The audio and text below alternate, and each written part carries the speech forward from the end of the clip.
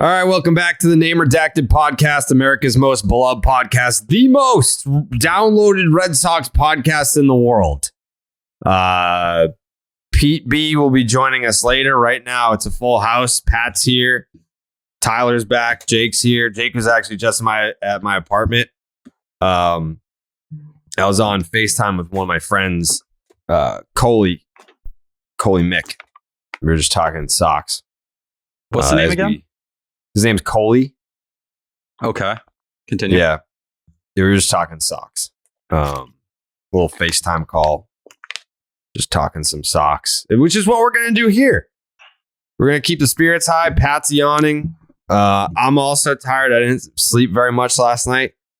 It's 11 o'clock on Wednesday night. By the way, bonus pod coming at you tomorrow. Fuck yeah. This is the time of year where you get way more Red Sox content because that's what the people want. Red Sox fans are like, content. They're like, we're watching all these fucking games and we love watching the games and then we can't get enough of the fucking team. So let's get some more fucking podcasts out there. And that's where we're at. We're out here talking Sox and that's what we're here to do. Pat, thank you for joining us. This is your third straight episode? No, we're way more than that. Fourth? Yeah, fourth or fifth. I guess Jake? way more is probably aggressive. Jake? But I think it's fourth. Fourth. Yeah, definitely don't try and take credit for fifth. no, Because that's when tomorrow. you hit I your witnessed fifth, which is tomorrow, you will get Pat's picks, the top 5 amendments. And the amendments that Pat leaves off are the amendments that he wants abolished. He does not want these amendments to exist. So Pat's picks tomorrow on the bonus pod, you will get the top 5 amendments. Looking forward to that. Pat, are you ready for this? You've had about 3 months to prepare. that. So it's the top 5. The ones I have on there are the ones I You're want, keeping those right? amendments. All the other amendments you don't value in any way. Okay. Yeah, of course I'm ready. I always update my amendments list. So Yeah.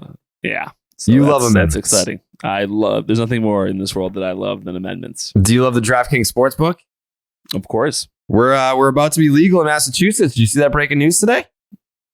I've seen a lot of breaking news about that. Yeah. Yeah, Massachusetts. Here we go. So turn big league action into big winnings with DraftKings Sportsbook, an official sports betting partner of Major League Baseball. Right now, new customers can bet just $5 and get any game $100 in free bets instantly.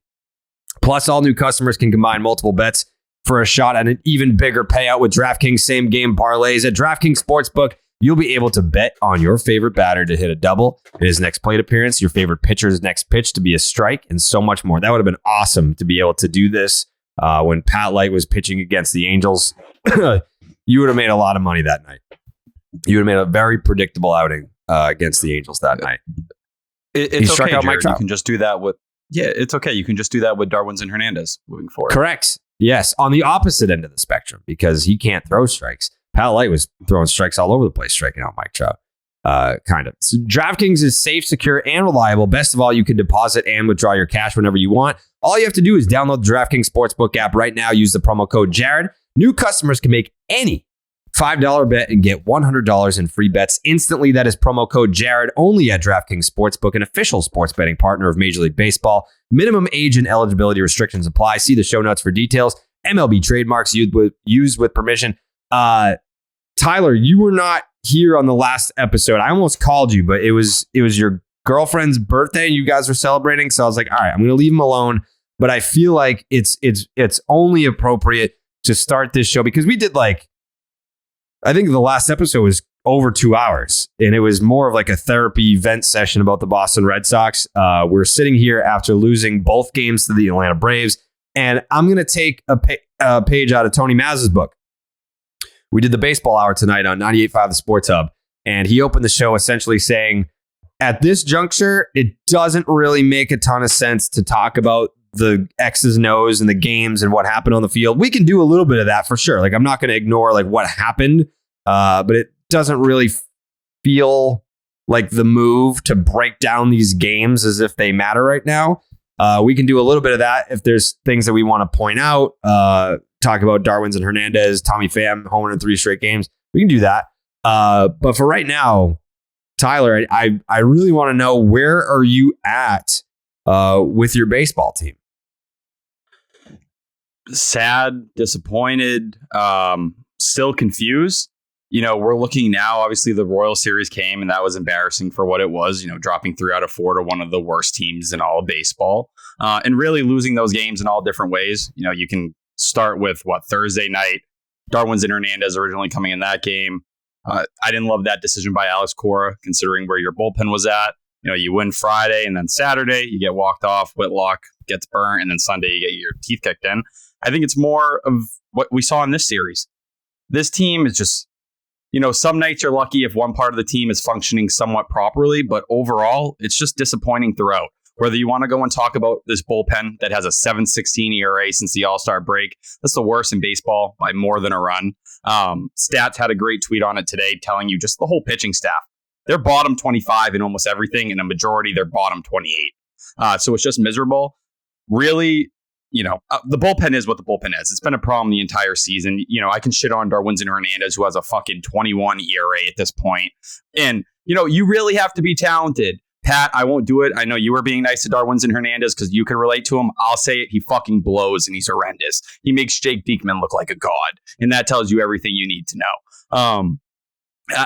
He's not even pitchable in the big leagues. And it is what it is with him. You have Caleb Ort out there who he's not in spots he should be in. He shouldn't be in this bullpen, realistically. But when Tanner Houck went down, that was just another nail in your coffin.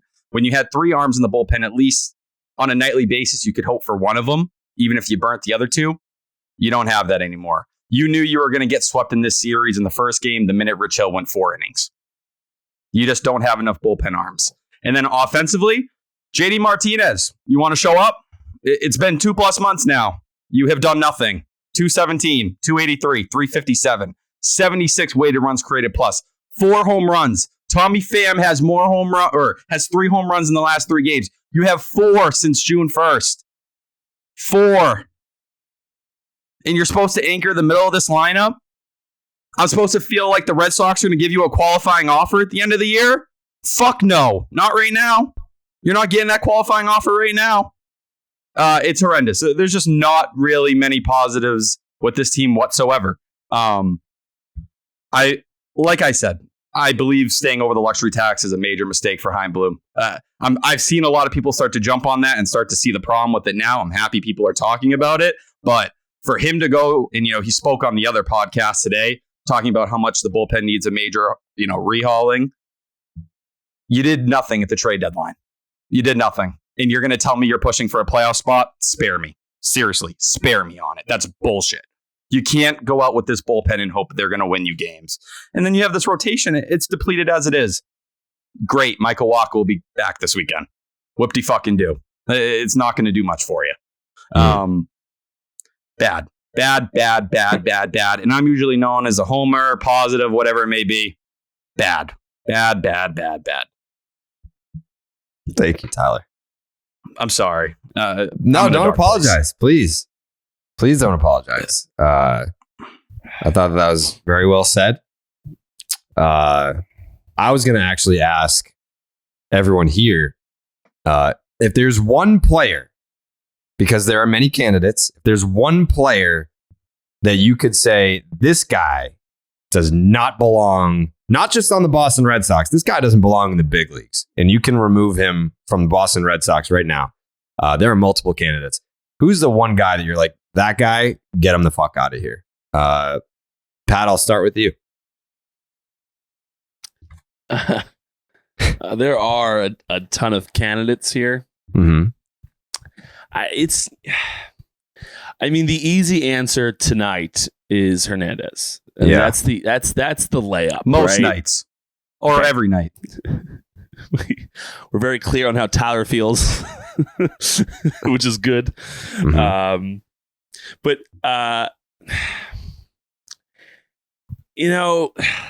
when it comes to this fucking team, it's just like it's just really inconsistent.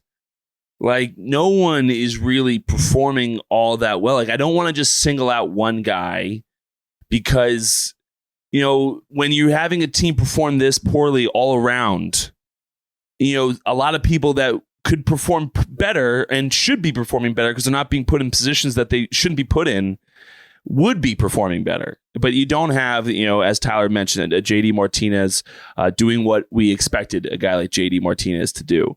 You know, when you have the anchor of your lineup not performing the way it does, that really cascades more than people realize. You know, it puts a lot of pressure on Xander Bogaerts. It puts a lot of pressure, on Eric Hosmer, who's not, a guy who really shouldn't have pressure on right now. And then it just trickles down. And now when you have the anchor of your lineup not hitting the ball, less runs are scored. Now there's pressure on the starting pitching. And when those starting pitchers don't perform well, then because they have pressure on them to hold teams to runs they probably shouldn't have to hold them to, now the bullpen gets fucked. And now they have a ton of pressure on them. So everything gets, again, the easy answer is Darwin or Darwinzon, whatever you pronounce his damn name. That's the easy answer. And that's probably the answer that it's what we could all probably get on board with that probably doesn't belong in baseball. I mean, I remember when I had a plus 20 ERA, the Boston Red Sox, I didn't feel like I belonged to Major League Baseball. So that's the easy answer. But I mean, this is from top to bottom, just a lackluster team. It's just not a team that's going to compete. I don't think that what we've seen over the course of the last month and a half, this team is bottom feeding. It's not a playoff caliber club. It's just not.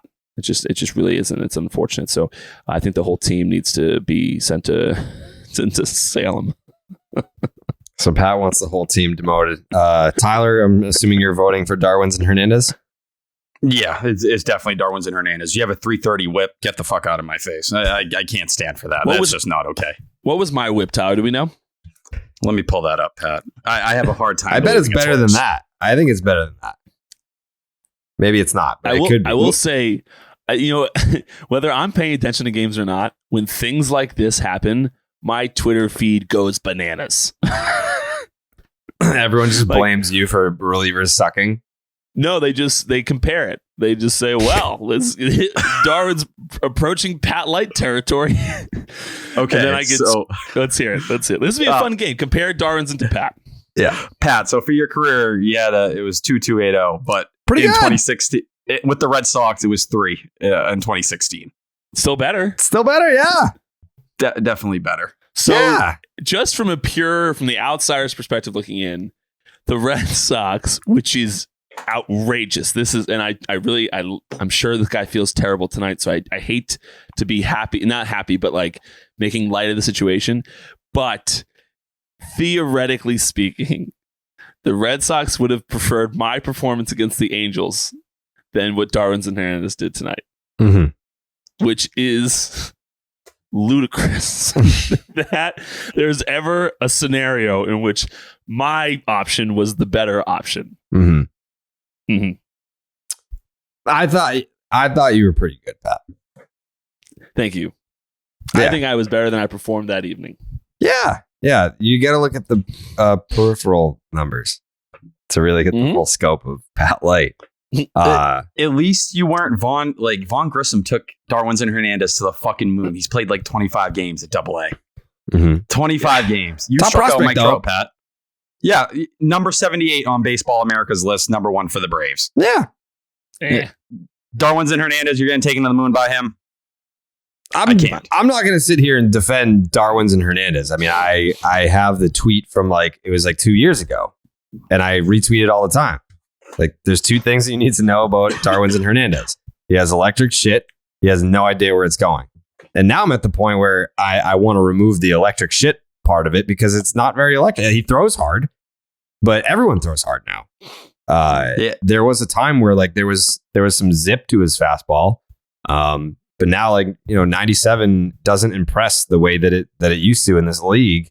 But yeah, I mean, that being said, it doesn't take an expert baseball analyst or a 162 guy to watch Darwinzon Hernandez on a nightly basis and be like, this guy is just not fucking good. I didn't mean for this to be a beatdown on Darwinzon Hernandez segment, but it looks like that's 2 votes for Darwinzon. Jake, who would you vote for? I mean, I want to pick somebody else, but Darwinzon Hernandez is fucking terrible. It's just he gives up. He's an automatic walk. He comes in every night, gives up 3 walks, and then just gives up an absolute moonshot. Yeah. If he's not walking people, he's giving up home runs. So he's just so bad. Is that a new mic for you, Jake? It is. Where'd you get that? Man. Is that a little DK job over there? Yeah, DK opened their wallet for this one. Look at that. It's a nice little mic for the kid. I think that this conversation is completely different if we had it the other night. Like, I think everyone would be like, yeah, Jarren Duran doesn't belong on a big league roster. Like, he's in over his head and this and that. I mean, we could have this conversation on any given night in the past 3 weeks, and we're probably picking a handful of different players every single time. Tonight, Darwinzon Hernandez looked like absolute garbage, but he looks like absolute garbage every time that he pitches this year. He's been garbage. And I don't want to say I had high hopes for him. I was cautiously optimistic because I am one of those losers that when they have the Woo Sox on Nesson, I'll sit there and watch. And before he got called up the first time this year, I think he struck out the side in order. And I was like, oh, fuck. Like, 2 years ago, 3 years ago, he was considered like an option as like a future closer. And I was like, okay, all right, let's see it. And then we didn't see it. We had the control issues, is where that tweet came from. He was going to essentially strike out the side before he walked in a run. And then he struck out the side in order in that one appearance that I happened to see before he got called up for the first time this year. So I was like, okay, maybe we've worked on the control issues a little bit. That's very encouraging to see.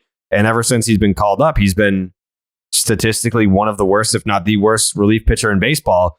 But because of the lack of options that Alex Cora has to go to, I mean, too often I think that's where like the casual fan opinion comes into play, that we will blame the manager for putting this guy out there. And it's like, well, you can't put Garrett Whitlock out there every single night. The offense isn't scoring runs, so you're not going to put one of your best relievers out there when you're down by 3 or 4 runs. I mean, luckily, Tommy Pham hit that home run to make it 5-4. It's a 1-run ball game, and you can sort of mix and match from there with better options. But then Ryan Brazier, when you need a clean inning, it's like, all right, you're just going to fucking shit all over this and widen the gap a little bit more and undo the momentum that Tommy Pham just put back into the Red Sox dugout. So I look at that when guys are like, well, why is a guy like Alex Cora even putting a guy like Darwinzon Hernandez on the mound or Ryan Brazier on the mound? What options do you got? You know, like it's to Tyler's point earlier, Heim did nothing to make this bullpen better at the trade deadline. And that's not like hyperbole. He legitimately did not do anything. And the main reason it's insulting, and I think we talked about this when we did our deadline podcast, at the beginning of July, when he did that little interview and everything, he was like, we're targeting like multiple relievers. Like we realize we need bullpen help. And you do absolutely nothing. And like, listen, I get it. You got Garrett Whitlock back. That slightly changed the equation. Number one, you still needed more. You needed more before the season started. And then you always had the potential of someone like Tanner Houck going down. So what do you do now? You know, you were pushing Tanner Houck in different spots to carry you and help you. You could push Garrett Whitlock. John Schreiber, I love John Schreiber. You can tell they're getting concerned he's going to hit a wall. And, you know, he hasn't been as sharp lately. Cora talked about it. The fastball command hasn't been as good. You're like, you can only push these guys so far. And if you break them, then you're in an even worse spot going into this next season, because you need someone like John Schreiber to anchor this bullpen going forward. Here's the other thing with this bullpen that I want to make abundantly clear is that you need like 3 or 4 more pieces. Like when I watch this club, like John Schreiber, Garrett Whitlock, all these guys, yeah, they're cool and all. But these are the guys that are, you know, we're considering, yeah, they've been pitching well and they've been in positions to pitch in the 9th inning at times, but like they're not guys. They're not like, in my opinion, they're not like, Garrett Whitlock's a guy. Garrett Whitlock's a guy, but it's not like Craig fucking Kimbrell, and we're the Boston Red Sox. When I was in Boston, I was in that bullpen. I was walking out to that bullpen with fucking Taz going in the 7th, Koji going in the 8th, Craig Kimbrell going in the 9th. Like, what the fuck do we have? Like, we have a bunch of me's running out there and hoping that they did somewhat better than I did, and that is to have that in the bullpen, and then also claim you're targeting relievers. Like, they're either we're just being lied to, or what Heim is attempting to do is getting people way cheaper than anyone else is attempting, and he's just losing out on all these bids. I don't really know what's going on, but we don't have a bullpen. Like, well, how you build like a really strong bullpen is a little bit of both of what you're talking about, Pat. Like, you need to, like, your Rule 5 draft pick, Garrett Whitlock. Like, you fucking found a stud for absolutely nothing. A John Schreiber, who, I mean, no one knew who the fuck this guy was before this year. Like, adding those pieces, but then having your lockdown closer at the back end. It's not like, hey, we found these guys who have become pretty fucking good for us. We're going to hope that they become Craig Kimbrell. Like, no, you need those guys plus the stud at the back end. And that's what they don't have is, I think a good bullpen is constructed with, just like what I just mentioned to you back in 2016, when you have Taz, Koji, and Craig, and you know what's coming 7, 8, 9. That structure. You know that, and obviously certain days, yes. And then on top of that, you have a guy that's gonna be an innings eater. Craig Buchholz goes out there, he struggles. Gets only through 2 1/3. You need a guy to bridge the gap to make sure that we don't fucking crush our bullpen for the nights prior. You need one of those guys, maybe even a second if a guy that can kind of extend, but hopefully you don't have to use that guy. You only use the other one. And then you have a John Schreiber. You have a Garrett Whitlock, who's a Rule 5. Who the fuck knew this was going to happen type of guy that you throw out there, and you have that guy in that situation. We don't have him as much anymore, but used to have a lot of at least one lefty specialist in that bullpen. That it kind of completes the 7-man group. We just don't have that. We're like, Garrett Whitlock's a guy. Well, no one fucking knew that, and now he is like the only fucking guy. That's the guy that's like, oh wow, can't believe we have that, and that's one of the pieces that's going to push us to a World Series contender. It's not the guy that's going to push us to a playoff contender and him be the back end piece. You needed more than that. You needed more runs than that. We needed some fucking lineup help too. We didn't see this stuff coming, and some starting pitching help. We needed a bunch of fucking help, and we didn't get anything. Yeah, I mean, the Yankees essentially did it backwards, right? Like they went out there and they paid the big money for Aroldis Chapman, and they expected him to be the guy. Then they signed Zach Britton, but he gets hurt. And then you just fucking fall ass backwards into Clay Holmes, and now you're asking him to be your closer. And for a long time, like, he was unhittable. I mean, power sinkers at fucking 98 miles an hour. This guy was garbage with the Pittsburgh Pirates, and then he became a guy with the New York Yankees. But then Aroldis Chapman shits the bed, and then when Clay Holmes goes back to Pittsburgh, then what do you got? Well, now you have a big fucking problem. The Yankees have lost 7 of 8, and they have they're 19-23 since June 24th. I mean, it's not entirely the bullpen for the reasons why the Yankees have been struggling, but when you don't have that structure that we're talking about, it makes things a lot more difficult. And the Red Sox have not had bullpen structure for what feels like fucking 3 or 4 years now. Like, even dating back to how quickly we forget the 2018 Red Sox were such a goddamn juggernaut, and they throttled everyone in the playoffs. They did all of that without Craig Kimbrell. Like, Craig Kimbrell wasn't even fucking usable in that playoff run. Thank God that Joe Kelly just flipped a switch like once the playoffs started. And I forget who it was that called this meeting, but God bless whoever it was. This was in September. The Red Sox bullpen. So September of 2018, the Red Sox bullpen was kind of shit.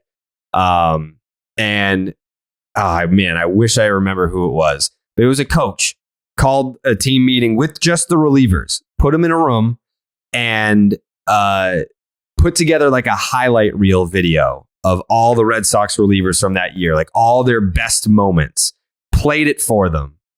When it was done, shut off the TV, and he was just like, they're saying that you guys are the reason why we won't win a championship this year. You do with that what you will. And then walked out of the room. And then next thing you know, you've got all these fucking guys that were not particularly spectacular towards the end of that season. But Joe Kelly fucking flipped a switch in the division series and he never looked back. And then he turned that into a big contract with the Dodgers. But where would that team have been without a guy like Joe Kelly? But like right now, the structure of the Red Sox bullpen is a major issue. And I get it. Like with Heim in Tampa, like guys like Pete Fairbanks, you just pluck them out of obscurity and you put them in it's like, oh, you can throw 98. Well, we can figure it out. You know, like if you can throw hard, like that's why they were called the stable. It's like, we got a stable back there, just dudes that blow 98 like you wouldn't believe. And it's a problem when you get into the late innings against this team. And it was, for the most part, not a ton of names. I mean, credit to them. They made themselves into names. But those were guys that were plucked from obscurity. They had a little something that you could see. All right, maybe they could help us out in the back end here. And I think for the most part, the attempt to do that here hasn't worked out yet. To an extent, you know, on certain guys it has. Like we've mentioned Schreiber, we've mentioned Garrett Whitlock. You're not going to get by with a bullpen of just two guys, especially two guys that aren't used to, like, once you have, I hate to keep bringing up his name, Craig. Once you have a Craig Kimbrell, it's like, this guy, he's done a full 162 before. He knows what it feels like. He's handled being leaned on and depended on as the guy. Schreiber doesn't know what that feels like. Whitlock doesn't know what that feels like. And he's not a traditional 9th inning, 8th inning reliever. Like, you're using him in a completely different way than, and not saying that it's wrong, but you know, if you use him for 3 innings on a Friday night, well, guess what? He's down on Saturday. He might be down on Sunday too. So you better use him wisely. You better fucking win that game when you deploy him. And that's just not what it used to be. No, it's not what it used to be. Also, on top of that, and something I want to add to this bullpen piece is, and I personally, and I've said it on the pod, I don't get the obsession with the Tampa Bay Rays model. It's never made a ton of sense to me. They don't win World Series. They don't win championships. Yeah, they save money. If you want to be a business owner, okay, yeah, you might make a ton of money and make more money because you're more profitable because the pieces you're out there are much cheaper. But you get to remember that the Tampa Bay Rays are playing in a AAA fucking stadium. They're playing in front of 15 people per night, and it's mainly just the other team's fans. They don't have a tremendous amount of pressure on you. When you come to fucking Boston, you come to the Bronx, you come to, you know, the Dodgers have done a fairly good job, but Dodgers also have a fucking crazy payroll and they pay superstars. Like, when you come to these cities, it's not Tampa Bay anymore. You know, you have people, I remember going out for BP and like people were friendly to me. They said, hey, if you suck tonight, I'm going to boo your ass. Like, it's Boston's different. You know, New York's different. Chicago's different. LA is probably a little different, but LA is also kind of Hollywood. No one really cares. So you have to understand that although it's great and it's a great idea to let's build the Tampa Bay model, let's go do this. You know, Schreiber, Whitlock, they're still proving to themselves. You guys don't understand the inner monologue these guys are having. I can tell you what it is. They're proving to themselves they can do this. They don't know if they can yet, but they keep going like, oh, I guess I'm doing okay. I feel like this has got to end sometime. And they hit walls. Something goes wrong. Whatever happens. But you know, they haven't proved it to themselves they can do it. You don't want them proving it to themselves in high leverage situations in Boston market where a couple bad outings and these people are all of a sudden turning against you now. Like, it's just a different thing. It's, you're trying to win the World Series here. And the way to do that is go get veterans, go get veteran arms that know what the fuck they're doing, that come in and perform on a nightly basis. And 9 times out of 10, they're better than these rookies that you're throwing in a Rule 5 draft and you're throwing at the back end of your bullpen. I mean, how many fucking World Series caliber teams have Rule 5 picks in the back end of their bullpen after being picked a year ago or whatever it goes ago? Whitlock. It's just not how it works. It just isn't, and that's why the Tampa Bay model is great on paper, but I just don't think it works all that well in big markets.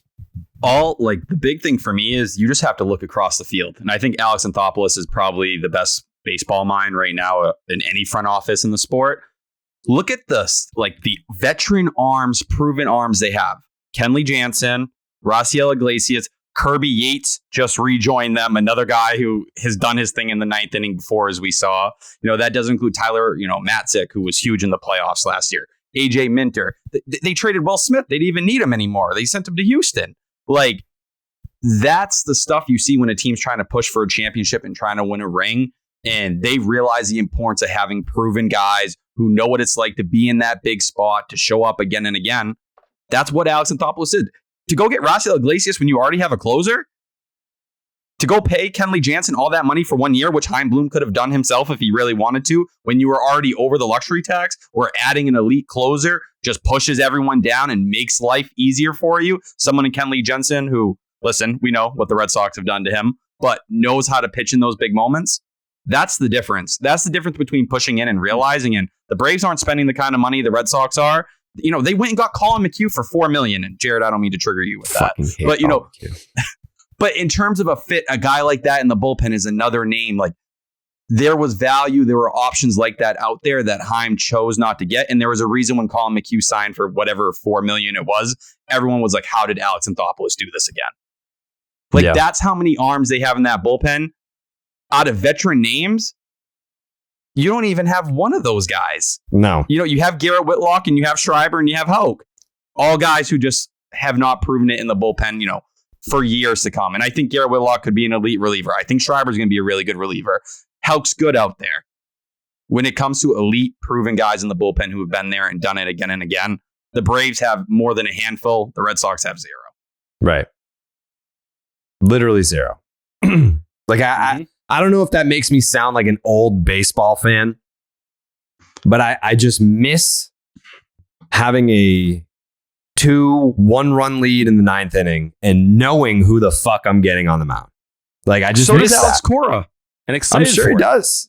And I don't know. I feel like our audience here is more in towards that line of thinking. I don't think we have a super analytical, new age baseball fan type audience. I think we do come from a more traditional sense in terms of the audience. I don't want to put words in the mouth of our listeners, but I feel like it's the majority opinion that when it's the ninth inning and the Red Sox have a tight lead, that we all kind of miss someone's music hitting. We all know who the fuck is coming out of that bullpen.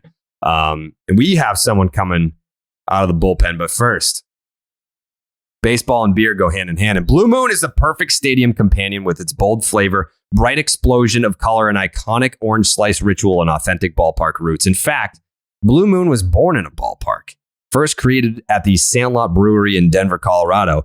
From the first pitch to extra innings, a Blue Moon guarantees a one-of-a-kind beer experience every single time. And let me tell you right now, I'm seeing all those tweets from people being at Red Sox games, going to Fenway Park, and they're tweeting us the pictures. They're all sucking down some ice-cold Blue Moons. We see you guys, and we appreciate you. Thank you for supporting the show and drinking those Blue Moons at Fenway Park. Or maybe if you're just watching at home and you went and picked up some Blue Moon, we appreciate you guys as well. From its refreshing flavor with Valencia orange peel for a subtle sweetness and hints of coriander, Blue Moon Belgian White is one-of-a-kind beer that's made brighter. It's carefully crafted and full-flavored with refreshing notes and a smooth, creamy finish.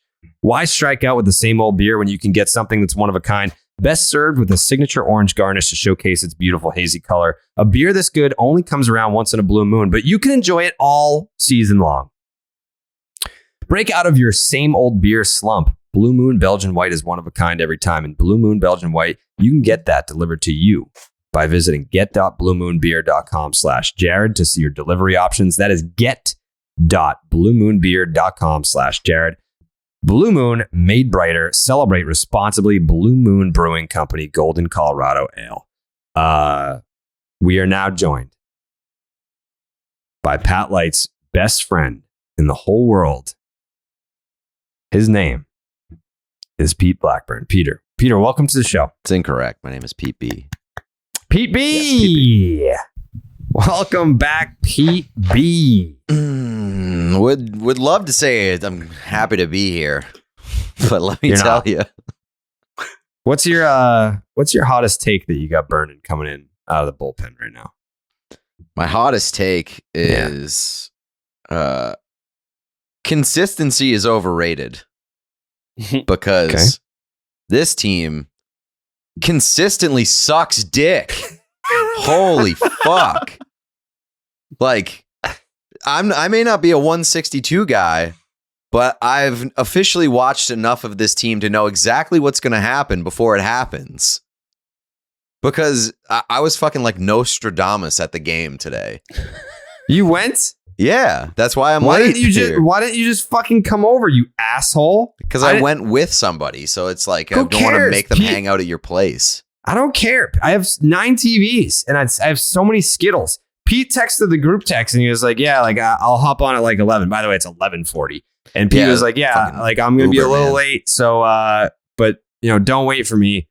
He was literally 800 feet away. You could have just fucking waddled your little ass over here, and whoever you went to the game with could have just hung out upstairs and had all the Skittles that they wanted, plus 9 viewing options. You're selfish. Maybe so. Maybe so. I have so many blue moons upstairs. I apologize. I wasn't thinking. I was waiting for that. Thank you. Okay. Yeah. Right before what's his name's that rookie's home run. Yep.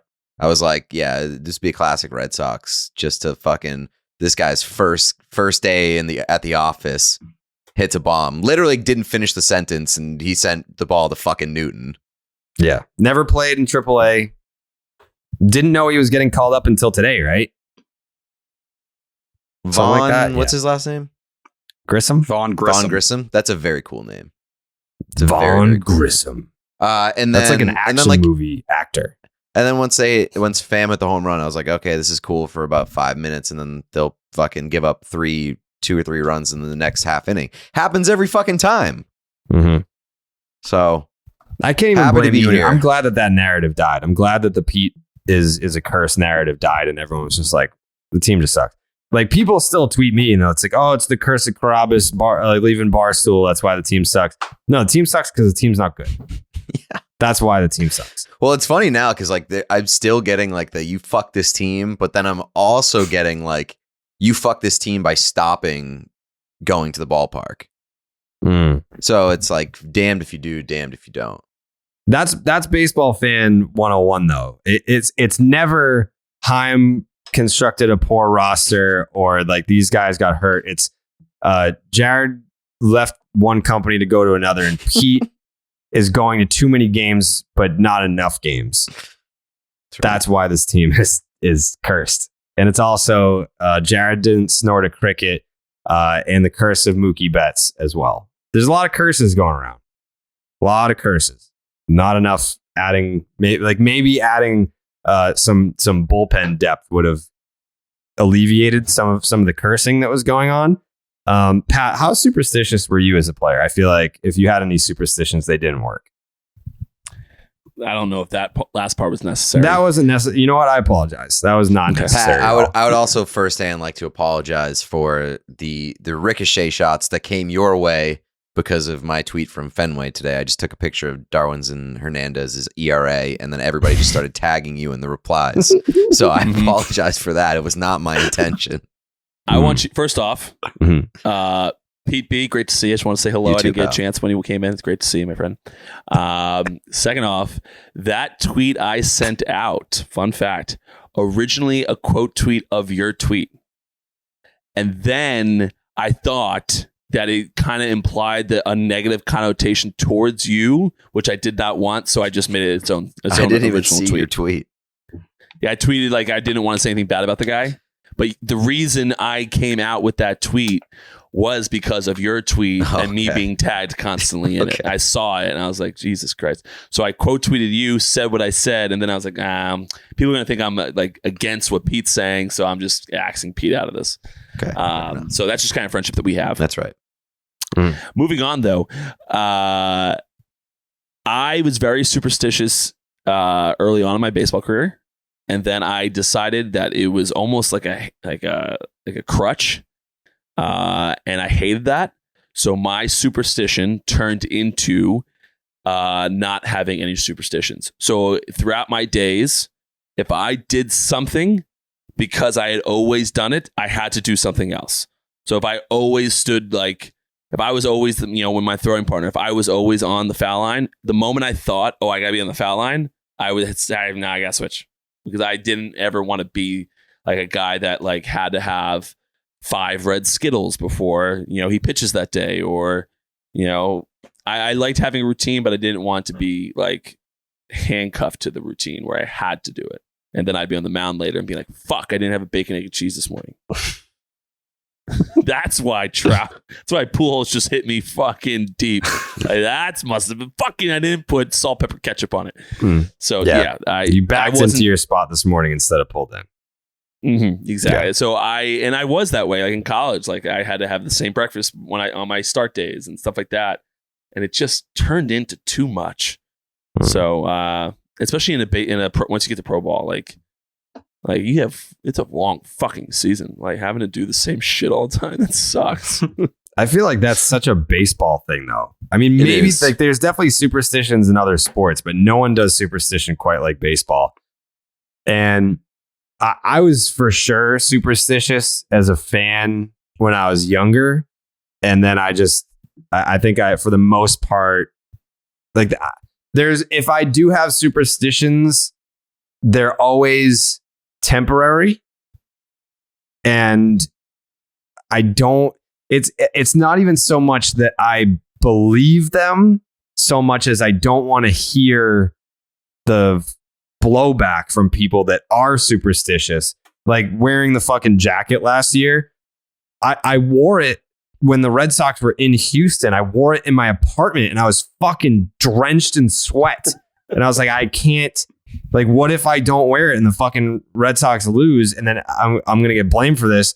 So part of me is I don't know. I wouldn't consider myself to be superstitious, but I'll go along with certain superstitions if they're working. Can't hurt. Alex Ovechkin eats a 3,000 calorie chicken parm before every fucking home game from the same restaurant. It's just fucking absurd to eat that much food on game day. Maybe it's just good. Play. And he uses that as an excuse.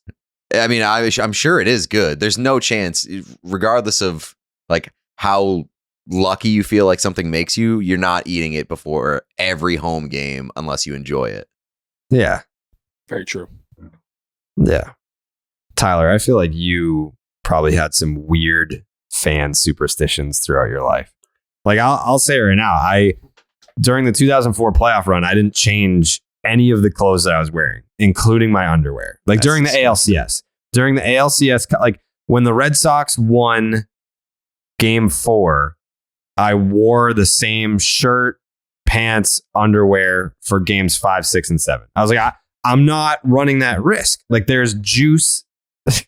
No, come on. Excuse me. Hold on. Hold on. Yeah. Good choice. Continue. Hold on. Painting the picture. It's painting the picture. There's Continue.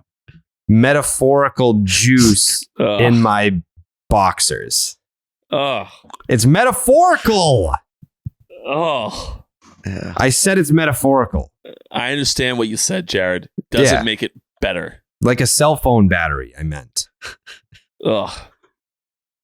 My underwear was charged up, so I had to keep wearing it. And I did it for the whole, and I was doing some crazy shit, in between innings, I would have to do a lap, downstairs. There's a pole in the middle of the living room, and after every inning, I would have to get up and walk around it, but I would have to go to the right and then around and then back to my seat. My mom watched the ALCS upstairs, and me and my dad watched it downstairs.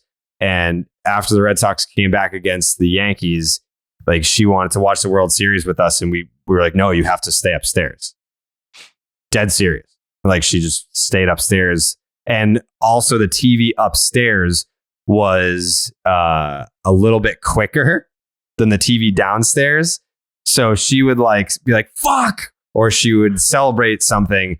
And then we would get pissed off downstairs. Shut the fuck up.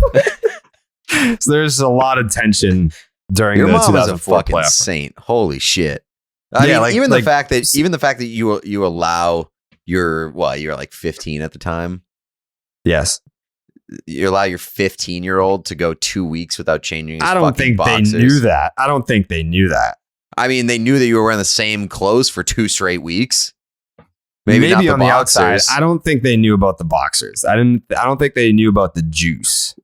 Either way, the fact that your mom didn't put you up for adoption at any point is just fucking wild. What a saint. I love Ellen. She's so much. great. Yeah, she's the best. But yeah, she was. We literally got so fucking mad because she would be like celebrating. She'd be like, "Shut the fuck up!" Like Johnny Damon would hit a grand slam in Game 7, and it was a moment of elation, and we were like, "Shut the fuck up!"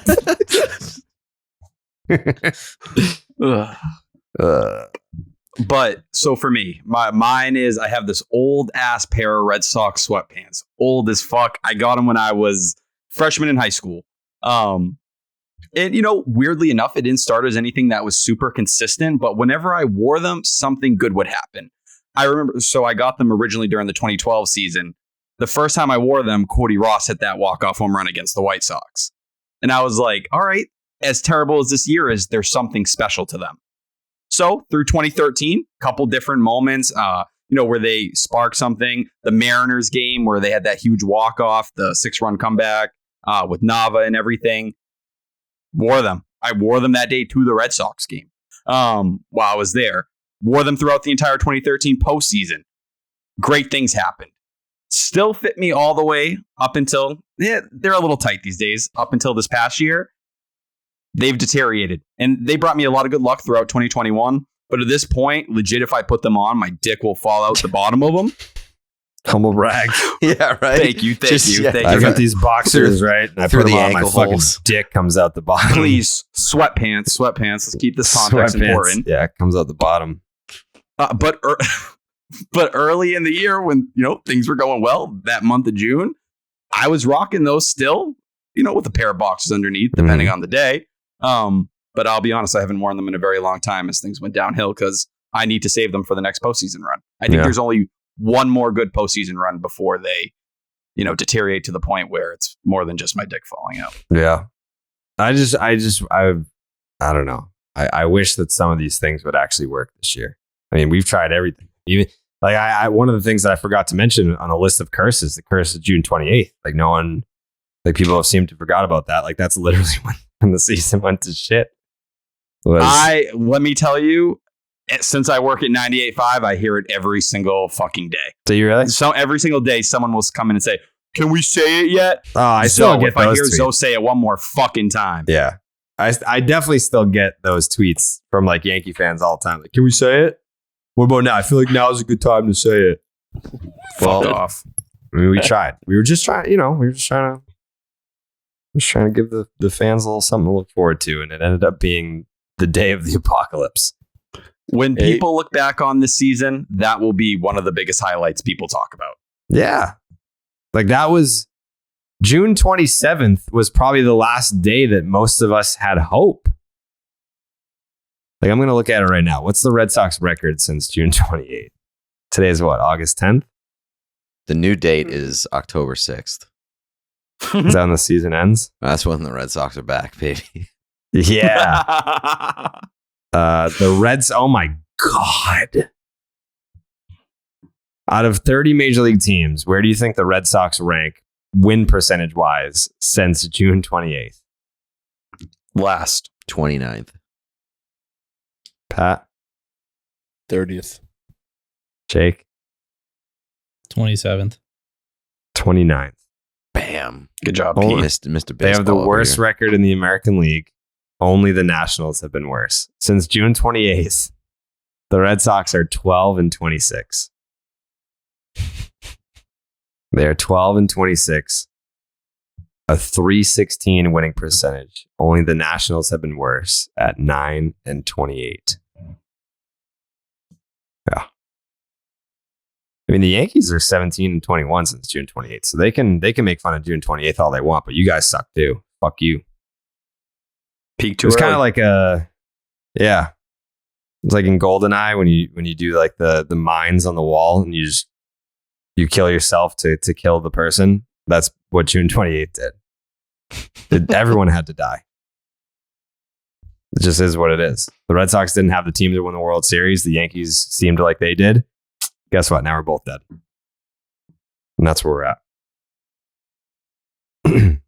Go Mets. How about go coffee? You a coffee guy, Pete? Absolutely. Yeah. What kind of coffee you drink? Are you a hot coffee guy or are you a cold coffee guy? Depends on the day, depends on the situation. Usually a hot coffee guy, but I can be convinced to do an iced coffee. Yeah, we got to get you hooked up with Trade. Yeah, please do. I'm a big coffee guy. Yeah, so the whole thing about Trade, right? You fill out a little survey and they're like, hey, if you're a coffee guy, you're probably not drinking the coffee that would best fit your vibe. Like, what kind of flavors do you like? What kind of taste are you going for? You fill out this little survey and they're like, boom, we just searched the entire world for the coffee that it's like a fingerprint. I've found my coffee because of Trade. I want Pete to find his coffee because of Trade. It's expert tasted coffee. Trade's coffee team actually taste tests thousands, not hundreds, thousands of coffees to keep 450 different kinds live and ready to ship every single day. There's no one perfect coffee, but there is a perfect coffee for you. And Trade's human-powered algorithm will find it. How confident? I'm glad you asked. They actually have a first match guarantee. A first match guarantee. Imagine going on like Bumble and then the first person that pops up, you just match and it's like, let's get married. That's what Trade is. And Trade is so confident that they'll match you right on the first time that if they don't, they'll take your feedback and an actual coffee expert will work directly with you to send you a brand new bag for free. For free. That's exactly what a guarantee is. Like, we were wrong once out of a billion times. Okay. We're going to send an expert to like call you up and be like, hey, let's find that coffee because it's out there and we're sending it to you for $0. Trade Coffee sends you freshly roasted beans from 60 of the country's best craft roasters, small businesses who pay farmers fair prices to sustainably source the greatest beans from around the world. Whether your friends call you a coffee snob, people call you a coffee snob at all, Pete? No. You're just coffee guy. I'm a coffee enthusiast. I don't poo on anybody else's coffee, but I like mine. Yeah, that makes sense. So whether your friends call you a coffee snob or not, or you just know when it tastes incredibly perfect, Trade's real coffee experts personally taste test over 450 roasts. So they know exactly what to recommend for you. Because the truth is, what I like and what you like could be totally different. That's right. That's right. You will like a selection of specific coffees that are different from anyone else's taste. Just like anything else, really. Just answer a couple questions. And you'll get your own personalized variety of coffees delivered fresh to you as often as you like. No gimmicks. Trade delivers a bag of freshly roasted coffee as whole beans or ground for however you brew it at home. And they guarantee that you'll love it on your first order or they will replace it for free. Trade has delivered over 5 million bags of fresh coffee with more than 750,000 positive reviews. Right now, Trade is offering new subscribers a total of $30 off your first order, plus you get free shipping with that as well. When you go to drinktrade.com/Jared, Jared, that's more than 40 cups of coffee for free. A lot of free action going on right now with Trade.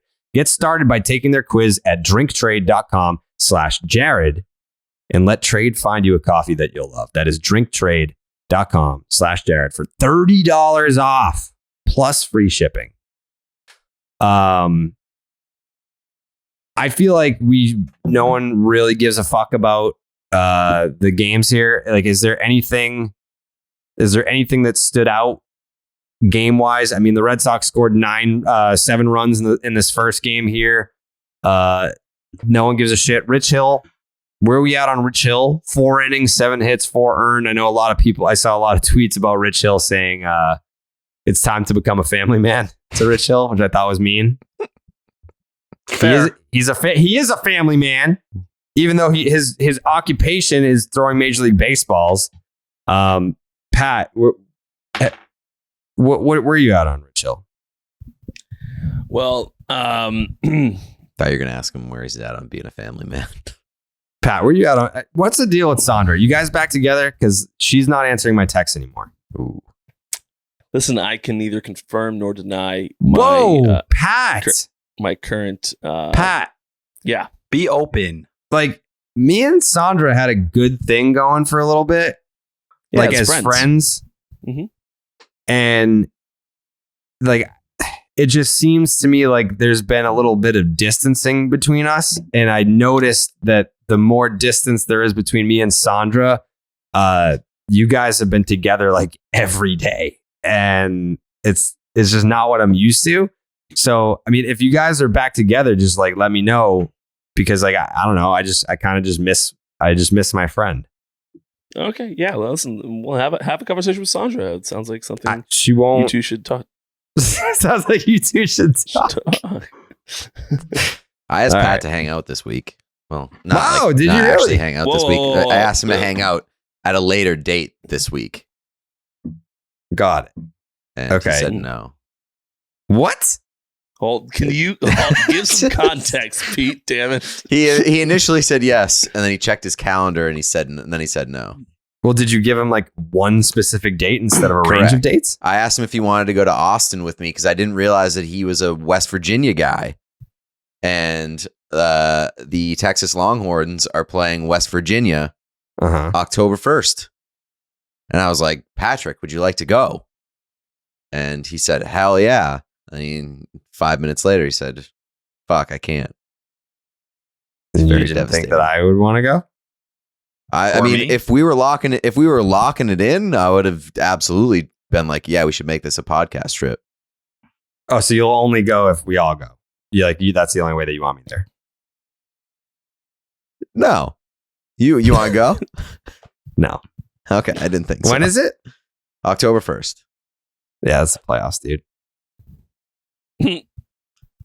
What the Playoffs. fuck did you just laugh about, Pat?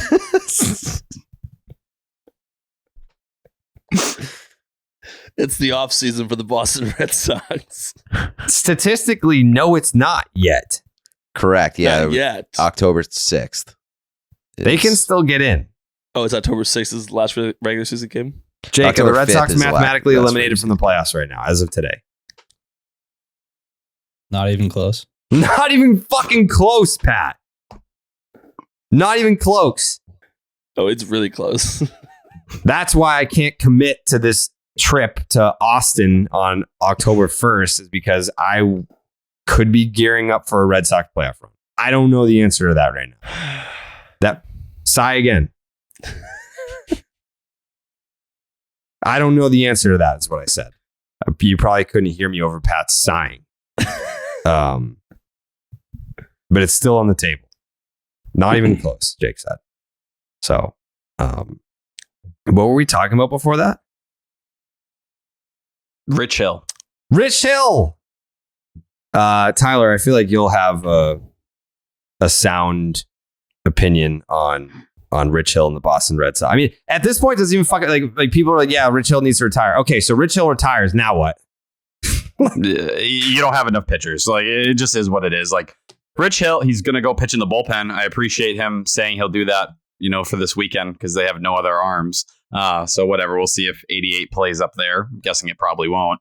He has a 10.69 ERA since coming off the IL. He is what he is. He's finishing out his career. It's great. Last year in Boston, whatever it may be.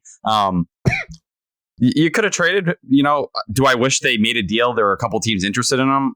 I don't really care either way because it would have been worthless. You wouldn't have got anything specific, and you need someone to eat innings. So whatever, let the old veterans spend some time around the young pitchers. It doesn't really matter at this point. On the bright side, Christian Arroyo. Mm-hmm. Very excited about Christian Arroyo. 225 weighted runs created plus since coming off the IL. This year now has a higher OPS plus than he did last season. Yeah. I've been trying Don't to tell hate that. people. If he obviously needs to stay healthy, that's the big thing. But there's not much going right now. But I'll be part of the Christian Arroyo fan club and rooting for that over the last 2 months. Welcome. I've been trying to put people on a Christian Arroyo for a long time. I've been a Christian Arroyo fan / believer for 2+ years now.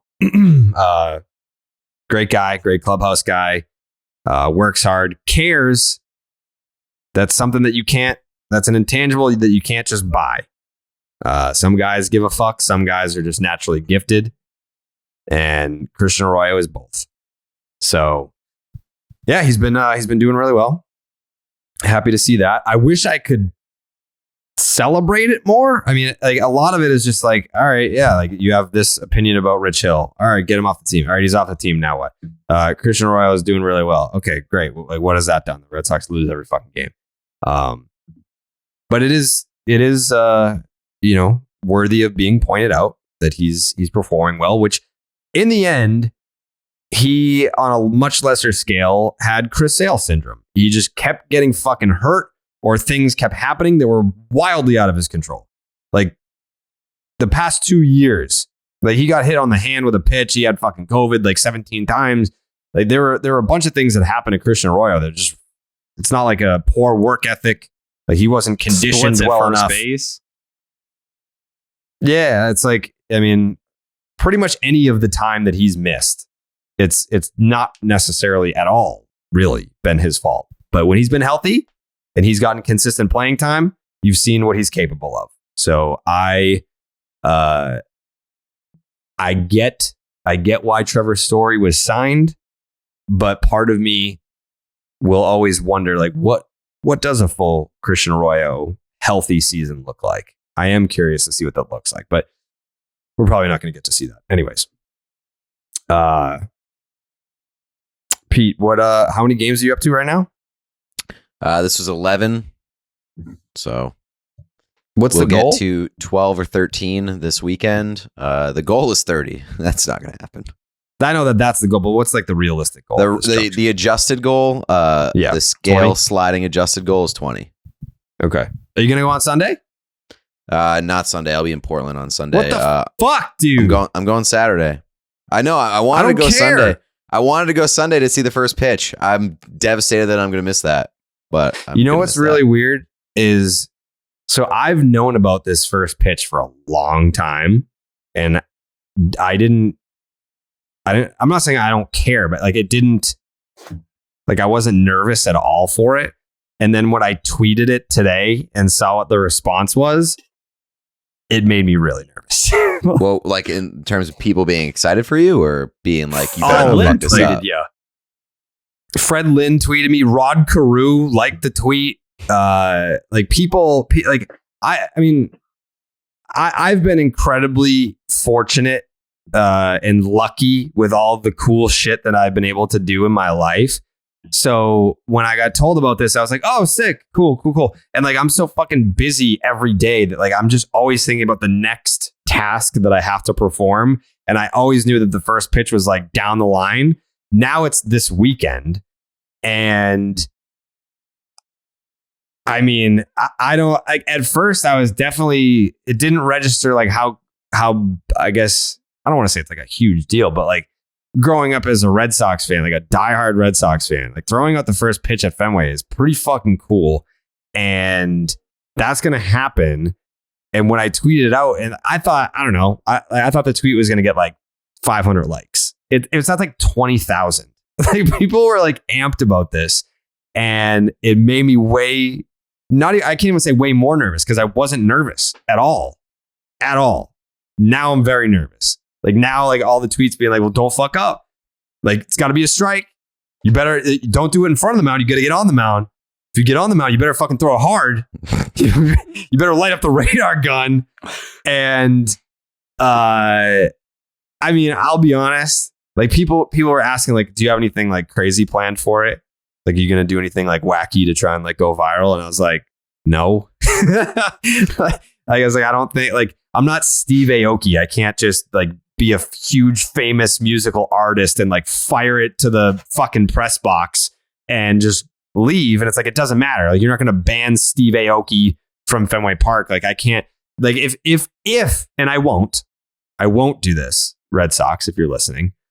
If I did do anything to go viral, I would be the first person to throw out a first pitch that just fucking fires the ball into the Yankees dugout. Just see what they do. Like what if they just were like, all right, let's see what this asshole is like. This is the guy that's been like talking shit about us for years on Twitter. All right, let's see what kind of arm he's got. And then next thing you know, it's fucking coming right at your face. I would do something like that if I knew that I could get away with it, but I can't, so I won't do that. What you should do. What should I do? My suggestion would be to fire a strike right down the middle and then do the Derek Lowe suck my dick chop right at the Yankees dugout. I'm going to do something at the Yankees dugout because Donaldson and I believe Benny, I talked to Donaldson about it. I have not talked to Benny about it, but he sees my Instagram stories. So Donaldson's aware of it and he wants some sort of involvement with it. I don't know. We haven't planned anything. But I did today text who I wanted to catch the first pitch. It was my first pick. What, Tyler? Can we have a hint? I mean, it's like the people that were like, people were like, oh, is it David Ortiz? Is it? It's not like a special guest that they're flying in to catch my first pitch. I think I know who it is. Yeah, it's not. Is it that like, person's natural position? It's not Jason Varitek. I would say 90% of the guesses were Jason Varitek, not Jason Varitek. But like, basically, how I propose this to who's catching the first pitch, and this could maybe give it. It doesn't even have to be a surprise. I just like that people want to know.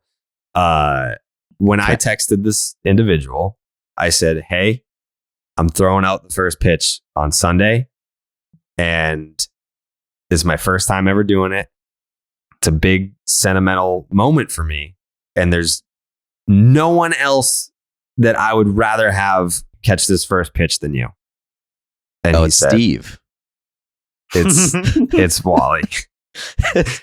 It's Wally. Wally's going to crouch down and catch the first pitch. I thought it would be very funny if you had Steve try to catch it and you just fucking slung it in there as fast as you can. Like Steve having Steve embarrass him bone in his body. But that's what I'm saying. Having Steve embarrass himself on your first pitch would be unbelievable. But it would fall on me. Like if if it was a strike right down the middle and it hit him in the chest, that'd be the best case scenario. And it went to the backstop, like everyone would be like, "Oh, sick pitch, dude." Be like, no, that's Steve not being able to catch a baseball. No, I don't want it to go to the backstop. I just wanted to cave Steve's chest in. Complete whiff. Yeah. Like Steve got cut from like the freshman baseball. Like I can't have him behind the dish on that one. Pat, what is it with I've thrown a baseball 5 million times, and why am I nervous to do something that I have perfectly executed so many times? Like, why am I in my head about this right now? Because there's a tremendous amount of eyeballs on you. Yeah. And you know, if you fuck up before you even get back to your phone, it is going bananas. Yeah. I almost I have to, like, it's a lose-lose. It's a lose-lose. If I throw a strike, everyone will be like, oh, whoop-de fucking do. But if I fuck it up, I will have to leave town. Mm-hmm. The funniest part about this is that, like, literally on my other screen right now, it's just there's like 4 videos of Pat airmailing the intentional walk on my TweetDeck timeline because people just keep responding to my Darwinzon Hernandez tweet with that video. I'm literally listening to Pat talk about the pressure of so many eyeballs on you, and I just look a foot to the right, and it's him sailing it. I mean, I didn't even mean to go there with you, Pat. But it's I don't know. I mean, I have thrown a baseball thousands of times, and that's all this is. Anytime you get put in front of a large group of people and do something that is perceived to be extraordinarily easy, it just makes things way tougher because people now, like, even when I was playing baseball, like even when I was in the big leagues, like if the overthrow, right? That's embarrassing, no doubt, but it's embarrassing because I'm a Major League Baseball player and I should be that particular stuff should be easy all the time. You're about to go do something that almost 90% of the population can probably all do. Like we all can throw the ball 60 feet and, throw it to the guy over there. Like, so you are doing, like, everyone on Twitter pretty much can make fun of you for fucking this up because you can do it. Mm-hmm. Like they can do it. Like, when people want to give me shit about my statistics and I clap back and be like, all right, hold on, I'm just going to look up at yours. And they're not fucking there because that's because you never played in the fucking big leagues. But like this, everyone will be like, yeah, I can do that. So it just adds pressure when something's supposed to be easy. If you're about to go up there and they're like, all right, Jared, do 6 somersaults in a row. That's fucking difficult. You're not that nervous. No way you're gonna execute this. Yeah. But because you're supposed to just throw the ball to home plate, that makes it way tougher. I think the fact that it's the Yankees too, like it's not the crowd that's in my head. It's that I have talked so much shit about all of you being able to do really difficult things. And I'm trying to do a pretty easy thing right now.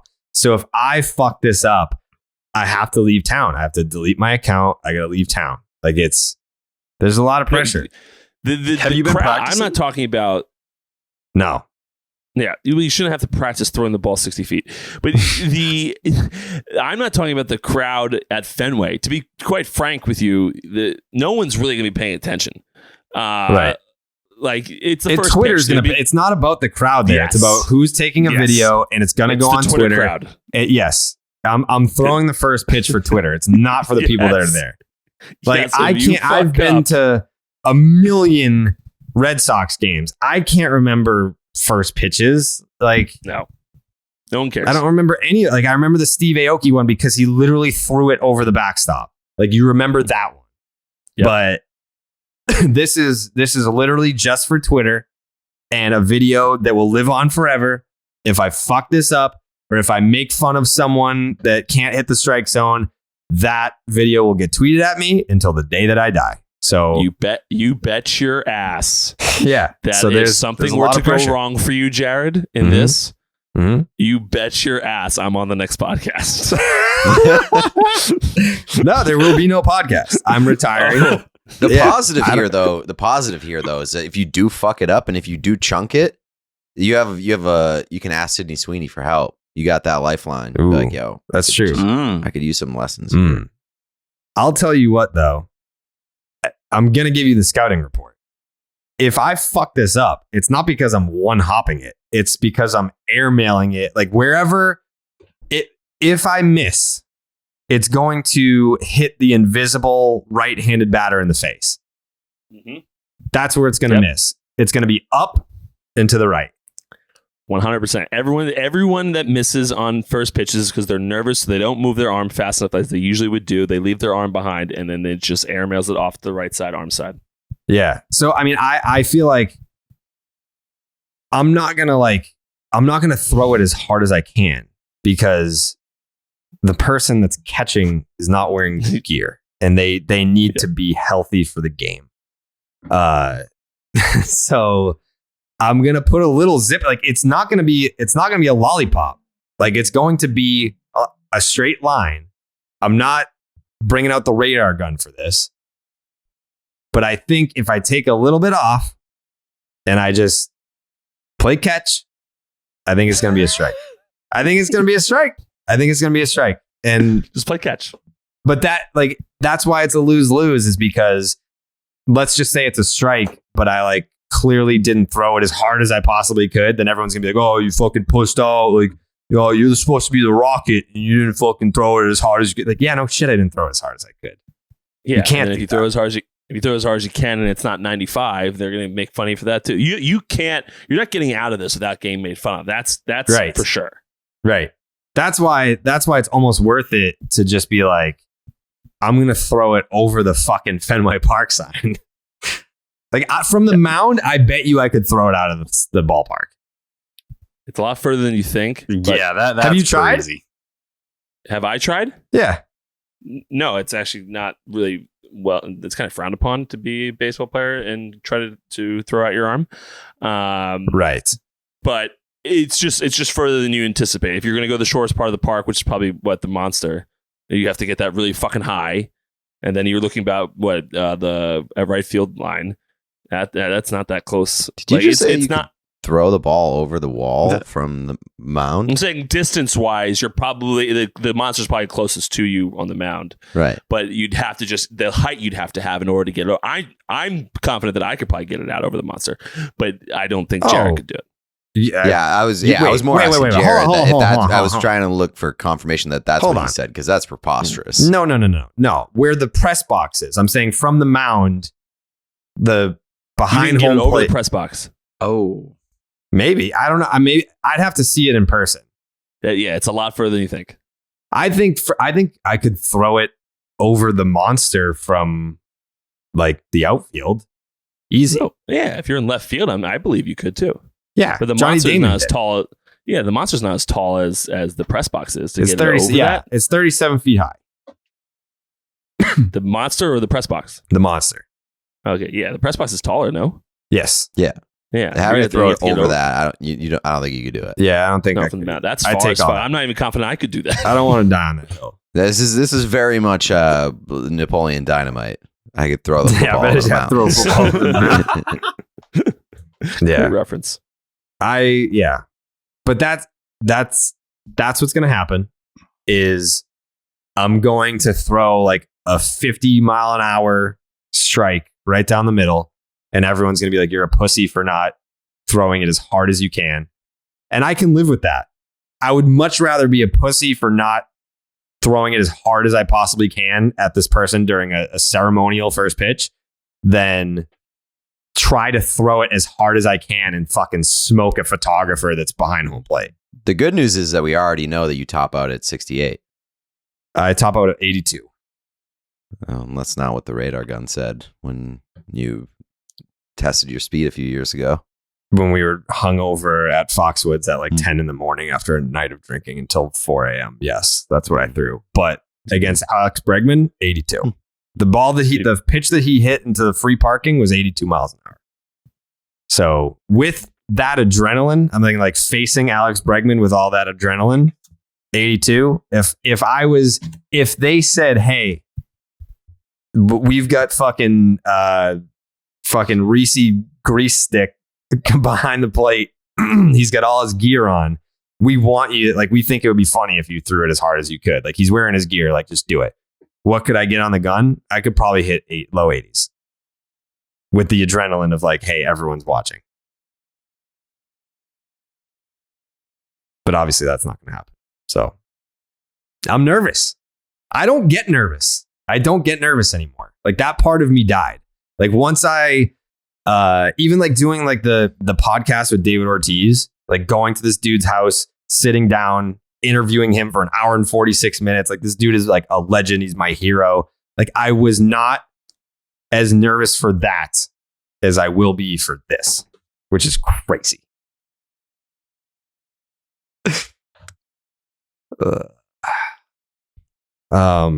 Pat, do you think I'm going to throw a strike? Yes, I do. Tyler? I actually am going to go yes. Pete? I also think yeah. Jake? I mean, I'm going to be filming it, so I might be in that spot that where if you release it early, I might get drilled. So I hope so. Ooh, the old Jordan Leandre. Yeah. Do you think you're going to be behind the catcher? That's where they told me to be. Yeah. Okay. All right. I guess we're going to find out on Sunday night. I mean, we have one more podcast before that anyway. So it's going to be something. It's going to be something. And so is Freshly. Freshly is something too. Jake, you have Freshly tonight for dinner? Yeah, I had 2 of them. Yeah, I know you did. Because it's food that's fast that doesn't have to be fast food. Do you follow that? It's not fast food. When you think of fast food, you're like, oh, that's not nutritional. But Freshly is fast, and it's not fast food. Try and keep up. Freshly offers quality meals without the hard work. Their meals are designed by nutritionists, cooked by chefs, then delivered fresh. Other meal deliveries need to be prepped and cooked, but Freshly is ready to eat in just 3 minutes. That's why Jake could have 2. No one wants to spend an hour cooking dinner after a rough day at work or an infuriating commute. At the end of a long day, takeout doesn't have to be your only option for an easy dinner. Whether it's for you or your whole family, Freshly gives you convenience, flavor, and nutrition. That's why I started using Freshly. I know Jake's been a Freshly guy, but I hopped on the Freshly train this year, and it's made my life a whole lot easier because I am really busy and I don't have time to order meals or cook them myself. I haven't really even used my kitchen at all. It's a really nice kitchen. Thanks to Freshly for that. Get delicious, chef-made, nutrient-packed meals delivered straight to your door. I'm good for one hiccup a podcast. No cooking required. Fresh, never frozen, ready to heat and enjoy in just 3 minutes. Use the Freshly website or their app to find meals that fit your lifestyle with plans that work for your dietary needs, preferences, tastes, and family size. Choose from over 50 nutritionist-designed entrees like their classic steak peppercorn, multi-serve sides like their masterful mac and cheese, or their new line of plant-based meals. Skip the grocery shopping and dirty dishes. Your meals arrive cooked and fresh every single week. New meals are added weekly, so you're never stuck eating the same thing over and over. Stop stressing about dinner. Right now, Freshly is offering our listeners $125 off your first 5 orders when you go to freshly.com/Boston. That's $125 off at freshly.com/Boston. I would say that's a pretty good deal if you're looking to get into the Freshly game, to take a nice little chunk off that. $125. What a deal. Actually, you know what? Thank God that we've got this new sponsor. I think it might help me for my first pitch. CBDMD. We got a new sponsor. It's a late season call-up, if you will. CBDMD, the leaders in hemp-based CBD and Delta-9 THC products. These guys have everything that you need to straight up feel better. And their latest breakthrough is Delta-9 THC. These sneaky innovators found a way to get these Delta-9 THC products shipped directly to your door. Some restrictions may apply, because of course they do. So check your local laws before purchasing. But I'm telling you, stuff is the real deal. They've got gummies packed with 10 milligrams of THC, perfect for winding down after watching the Red Sox blow yet another lead, or maybe even a lead that they never even had. They're just blowing the game in general. 10 milligrams, does that sound like a lot to you? Because CBDMD has you covered with their microdose soft gels with just 1 milligram of THC.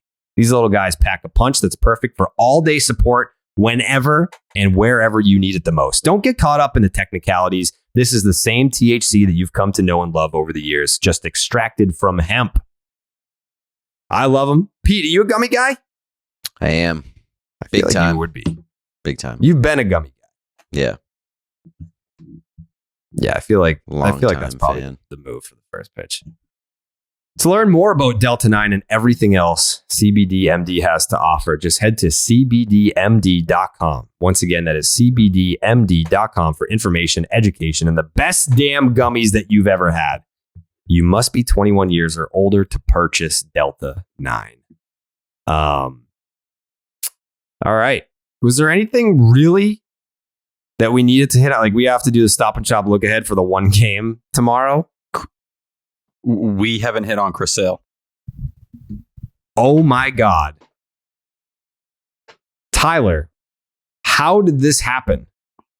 I don't know. I got a little nervous. I thought you were going to start to wrap up here. I was going to have to interrupt. I think it's because, I mean, that happened, early Tuesday? Yeah. We did the pod when? Sunday night? Monday? Yeah, you guys last recorded Sunday.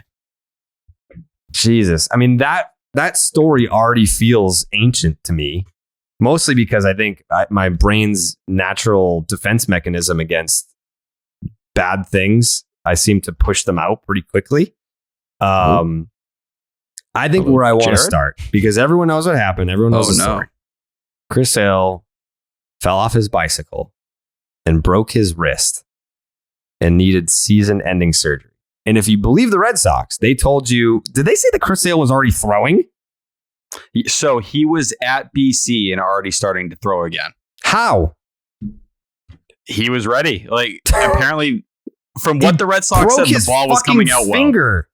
He broke his finger and was in a cast and got surgery. And that was what, 2 weeks ago? A little more than that. That was longer than 2 weeks ago. Yeah, right. Yeah. We were in LA. That does not feel like that long ago. That was like what? Fucking. I'll tell you right now. It has to be about 3 weeks because tomorrow is the 1 month anniversary of Strom and Story going down. The 1 month anniversary. I totally forgot that Matt Strom was on this team. I think everybody has. Yeah. So Chris Sale falls off his bike, breaks his wrist. It's his right wrist, correct, Tyler? Correct. Right wrist. So Tony brought this up because Tony, shocker, does not believe the story. He's like, there's got to be more than this, than what we're being told. A lot of tinfoil hat conspiracy theorists on the internet that there's no way that Chris Sale broke his wrist falling off a bicycle. To that, I say, look at the details here. If Chris Sale broke his left wrist, his dominant hand, I'd be like, all right, maybe he punched something. Like maybe he got rid. He's obviously, we saw the freak out in Worcester, and he's smashing TVs and he's ripping TVs off the wall. Like he could be a punch the wall type guy. I'm not saying it's impossible to throw a punch with your other hand. Of course you can. It just seems to me like he would have done that with his dominant hand. And if there was enough force to be applied to break your wrist, then maybe it would have been with your dominant hand, your stronger hand. How many of you, if any of you, do not believe the story that we're being told about Chris Sale getting injured?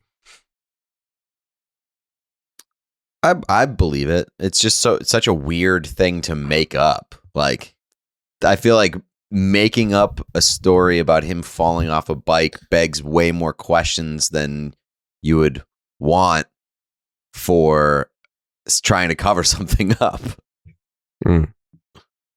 Like the way I looked at it was if it had happened in another way where it was like really self-inflicted, like punching a wall or doing something like that, I think then you really would have those conversations of like trying to get out of the money, or, you know, is this some kind of void in the contract? Like riding a bicycle, it's a freak incident. And I thought Will Middlebrooks did a really good job kind of explaining like the perspective on that if you're a big league ball player, and comparing even just how different it is to the Fernando Tatis situation when he, you know, got hurt on the motorcycle and everything. I did think it was interesting, though, that Chaim Bloom made the point to emphasize, and he didn't have to, that he believed Chris Sale was going to pitch again this year, and that they, you know, Brad Pearson thought the same thing, and he'd be back, you know, a lot sooner than I think a lot of people originally thought. Pat, do you believe it? No, I don't believe it. 9 times out of 10, they're lying to you. So I can tell you that from the inside. They never tell you the truth. So I don't believe it, and I'm not sure the Red Sox know the real story. So I think more than likely the bike story was fed to them. It could be the real case. I'm just speculating, but anytime someone gets hurt outside of the field, you're never getting the real story. I could see that. And he's not riding a bike right around JetBlue. So, they're so careful with guys like that at the field. You're not doing anything that could theoretically hurt yourself there, really. I mean, Chris Sale's certainly probably a guy that can get away with doing other stuff without, trainers down there in the GCL, if the GCL even exists anymore, I don't know. But trainers down there they can't tell Chris what to do.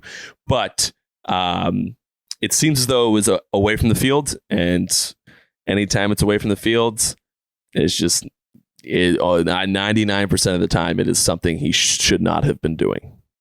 Can you recall a time where maybe it was a teammate, maybe it wasn't, someone got hurt, you saw the story that came out publicly, and you were like, I know that's not what happened?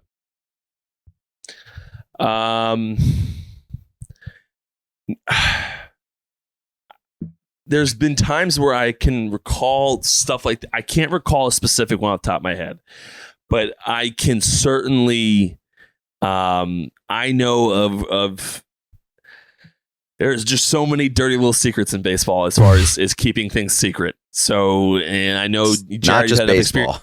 Yeah, it's everywhere. So like, I certainly think I've seen things covered up in a much more aggressive fashion, and for minor leaguers.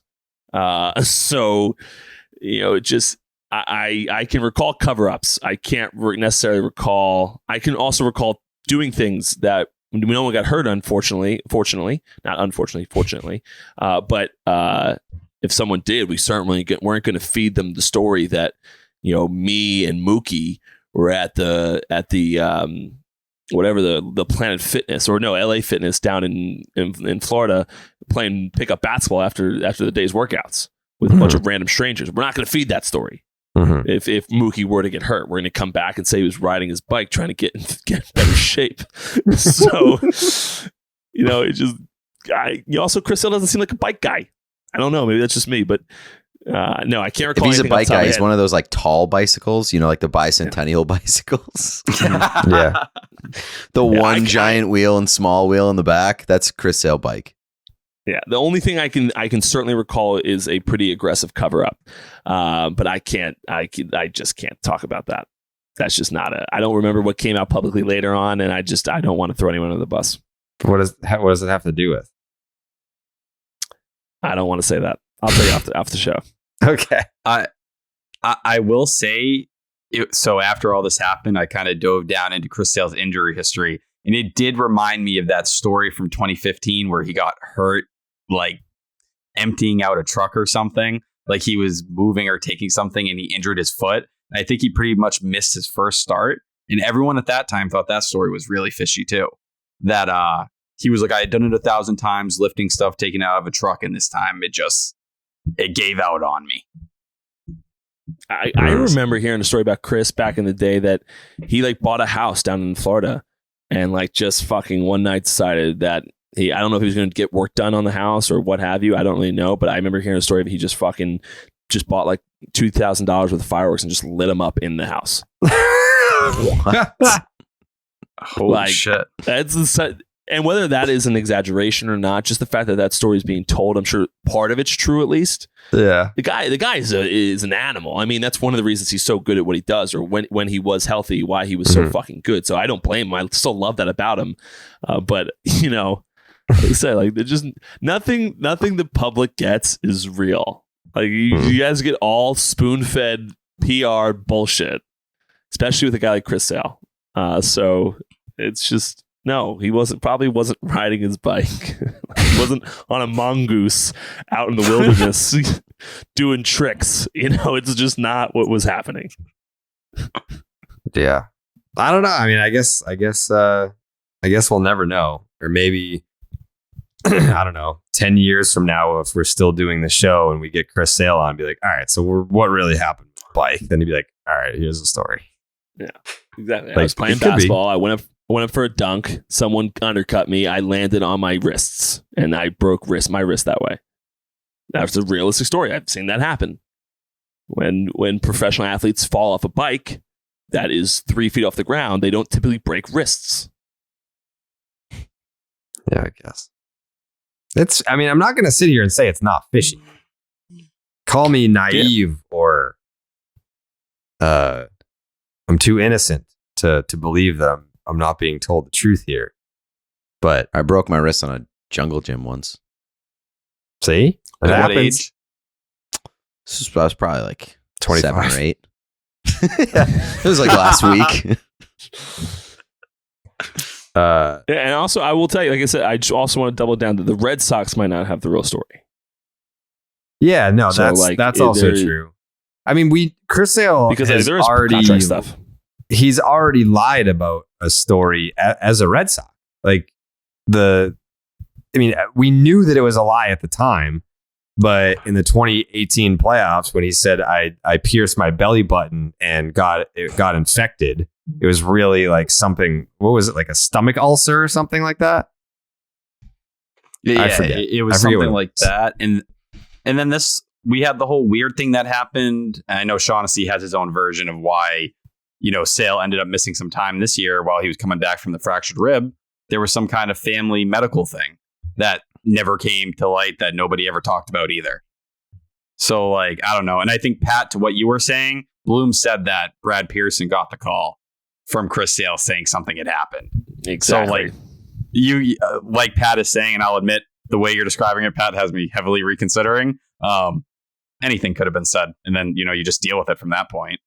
I mean, another good example. I had to go on the Phantom DL when I was really bad at my job because they didn't want me out there, and like we had a discussion amongst my agent, me, and the team about what my injury was going to be, and then everyone thinks from the Seattle that the new pitcher they got from the Pirates in AAA had his left toe dismembered, like it was dislocated. I was fine, nothing happened. Like I come in and we're like, hey, by the way, Pat, your left toe got dislocated. We're gonna put you on the Phantom. You've been really bad lately. Oh, okay, sounds good. And like, will Pat be able to get back to his old self after rehab? Probably not. Still gonna suck. Still gonna suck. Did you have to rehab from your Phantom injury? No, I was just in the clubhouse, just not being able to pitch. Like everything just walking everyone with hears a is fake lies. ass limp. Yeah. Did you work on your limp? Like, No. Luckily, there's not that much media down in AAA. Like the big league media outlets sometimes report on it, but they don't come down to check on the credibility of it. yeah. Let me see that fucking toe, dude. Patrick, it appears that you're limping with the wrong leg, sir. Yes, yeah. I stubbed the other toe. Sorry. Yes, yeah, because I was dominant on that one, so you know how that works. Yeah, I was favoring the other one a bit too much. Too much. Or then if they catch me without limp, they'll be like, "Wow, Pat's really recovering nicely. He might be able to get off the DL soon." What a warrior! Real grinder. We like this guy. Yeah. Write that down about his mental makeup. Absolute warrior, overcomes adversity, just obviously puts in the work. Yes. This is a guy that just wants to be on the field. Pat L. Man. Pat L. Pat L. All right. Well, that's I guess that's talking Chris Sale on the bicycle incident. I don't know. I kind of said all along. Last year the whole theme was just hang in there until Chris Sale gets back. This year it was operate as if you're never going to have him, and if you do, then it's just an added bonus. So hearing that he was out for the year after this, like it wasn't. I mean, first of all, if the Red Sox were in an actual hunt, that's much different. That story probably hits more differently. I think, if anything, the reaction to for me was just great. Like, it's just one more thing to make us more of a laughing stock. Is, you're losing all these games. You've traded your starting catcher, but you didn't go full Sale to get under the luxury tax. And maybe Chris Sale will come back, but whoops, he fell off a bike. And that's kind of where you're at. We get to look forward to Let's James see. Paxton now. Yeah. James Paxton. Woohoo. The Big Maple. I can't wait. I can't wait for the Big Maple. It's going to be Maple Day. You kidding me? So many people are going to show up.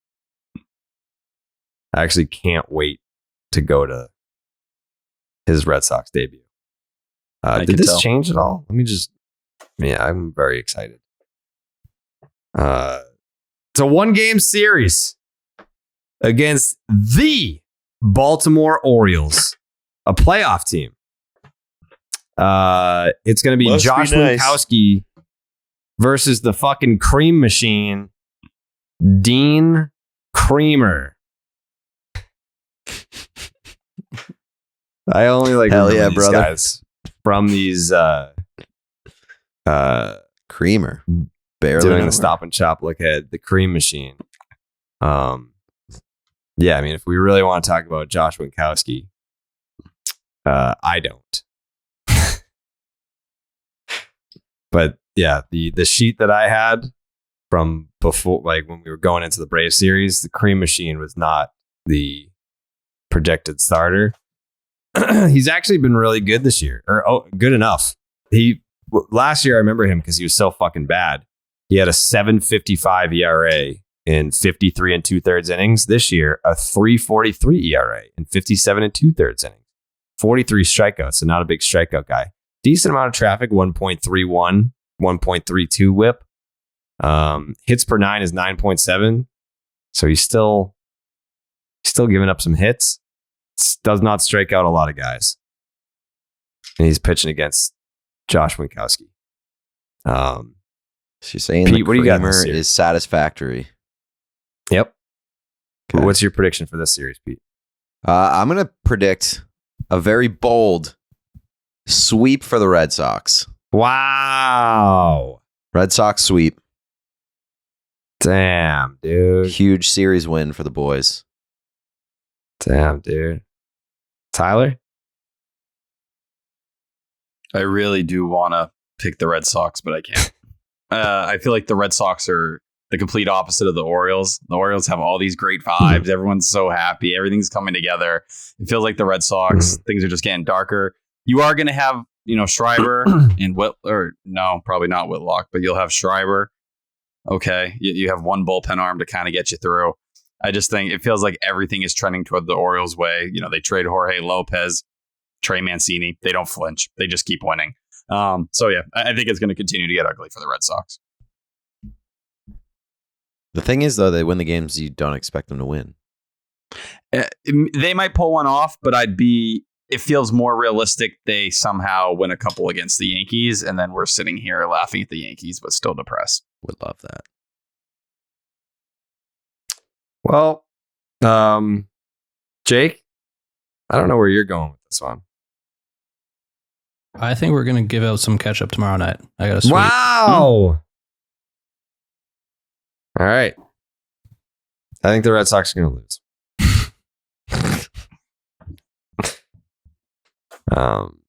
Pat, did you pick? No.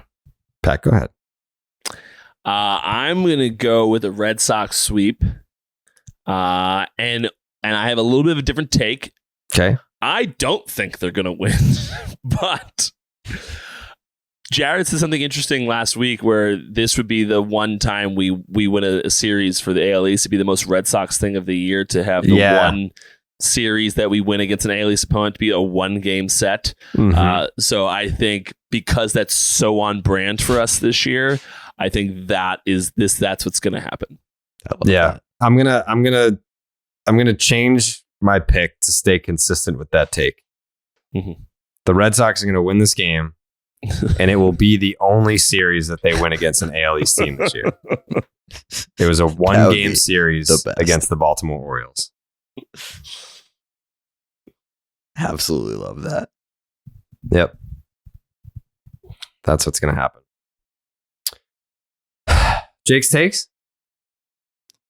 I just want to shout out Caleb Ort. He pitches like every game now, and he also kind of sucks. So good for him.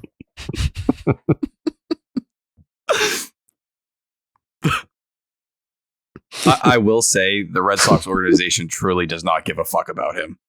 Like, they made him throw, 3 innings in Houston, and they're just like, whatever happens to your arm, good luck to you. Yeah. Godspeed. He literally pitches every game. How is he still doing it? He's not. He's getting lit up, but he's out there. I love the idea of just like workplace abuse, just sending the same guy out there every single night, being like, all right, buddy, get out there and throw your arm off. Don't you dare come back in here until that thing is dislocated, hanging on by a thread. Yep. All right. Well, the good news is bonus pod tomorrow. It's a 1-game series against the Baltimore Orioles, and we'll be right here to fucking break down all the action right here. Name Redacted Podcast. Jake, Pete, Pat, Tyler, and me right here tomorrow night. All the Sox, all the action. Download, rate, subscribe. If you know Red Sox fans, fucking tell them about this podcast because we got all the X's and all the O's and all the hottest takes in Boston. See you tomorrow. Buenas noches, amigos.